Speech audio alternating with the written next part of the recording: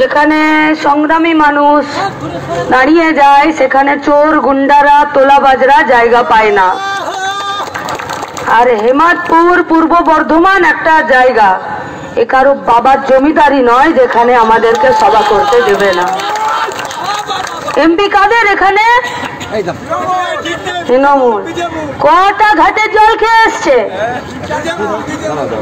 এখন 4 ঘাটে জল খেয়ে এসে ও যতই নিজের মুখ দেখানোর চেষ্টা করুক, রুটিতে ফেয়ার এন্ড লাভলি লাগিয়ে খেলেও তার মুখ আর পরিষ্কার হবে না।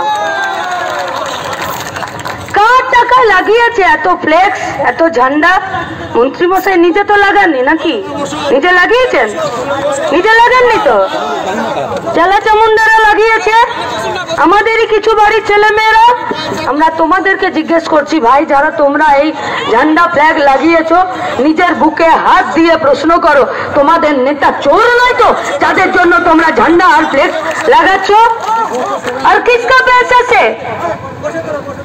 देश को बेचने का दलाली का पैसा नारदा सारदा में गरीब आदमी का সারদাতে রাখা আমানতের টাকাই তোমরা এই ফ্লেক্স লাগাচ্ছ।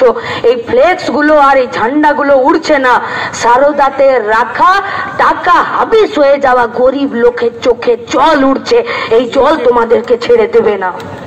প্রশ্ন করছে মন্ত্রী মশাইকে এখানকার সরস্বতী বসাক, প্রশ্ন করছে এখানে সমীরণ বসাক, প্রশ্ন করছে দয়াল বসাক, নিমাই বসাক, কাদের নাম এগুলো? তাঁত শিল্পী।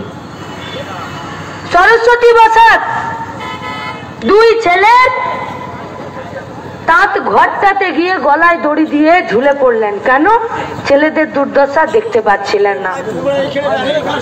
সমীরণ বসাক, দয়াল বসাক 27 বছরের একটা ছেলে, লোন নিয়ে কাজ করছিল, মহাজনের ঋণ শোধ করার মতন জায়গা নেই, সুইসাইড করলো। এ সবার পরিবারের কাছে এই মন্ত্রী মশাইকে জবাব দিতে হবে যে কেন আপনি এখান থেকে ভোটে জিতে গিয়ে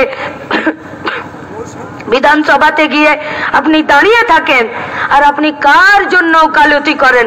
দিদিমণি তো শুভেন্দুর জন্য ওকালতি করছেন, আপনি কার জন্য ওকালতি করছেন বিধানসভার ভেতরে? अरे तो भय किसের? इंसाफ यात्रा के एमपी भी आपका, एमएलए भी आपका, पंचायत का ब्लॉक डेवलपमेंट मतलब सभापति भी आपका, पंचायत का प्रधान भी आपका, पंचायत का मेंबर भी आपका, और अपने गली में तो कुत्ता भी शेर होता है। कभी बाहर निकल कर आइए, उसके बाद सामना सामने हिसाब হবে। আসুন 7 জানুয়ারি এই গোটা পূর্ব বর্ধমানের তাঁত শিল্পীদের জন্য, রাইস মিলের কর্মীদের জন্য, ধান চাষি আলু চাষিদের জন্য সবাই মিলে সুইসাইডের পথ আমাদের নয়, আমাদের পথ লড়াইয়ের। তাই লড়াইয়ের ময়দানে টিকে থাকুন, একে অন্যের হাত ধরুন, রাজ্যটাকে আলোর দিকে নিয়ে যায়। 7 জানুয়ারি ব্রিগেডের মাঠে সবার সাথে দেখা হবে। ইনকলাব জিন্দাবাদ, ডিওয়াইএফআই জিন্দাবাদ।